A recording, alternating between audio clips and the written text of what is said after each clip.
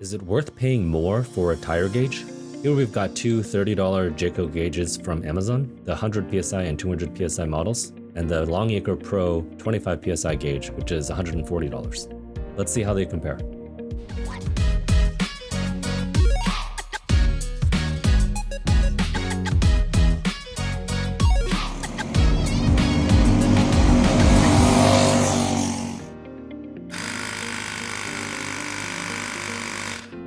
First, let's check the low end of the range. My Ryobi inflator says 6.5 PSI. The Longacre reads 4.7. Both Jacos say 0. They just don't even work at these low pressures, so that's a fail.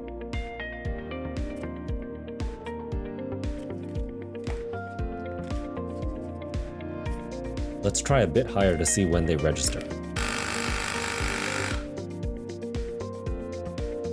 Here the Longacre says 6.5.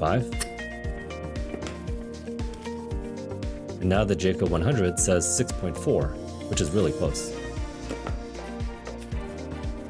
The Jaco 200 says 5.8, which is way off. It's about 10% under.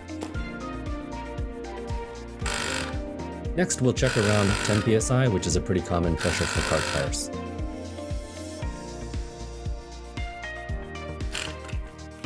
The Longacre reads 8.2. You can see the chuck tends to kind of stick, and it's a bit tricky to get a clean measure.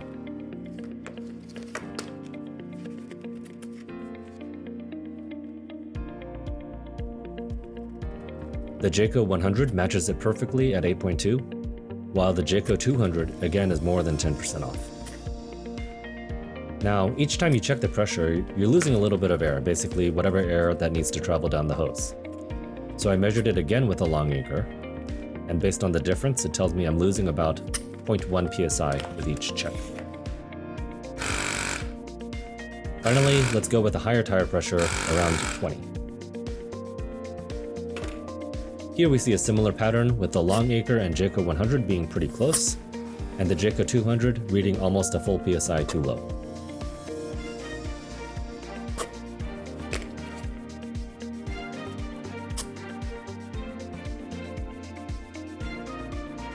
My takeaways are first, the Longacre is great, but it comes in this case which makes me worry about needing to baby it.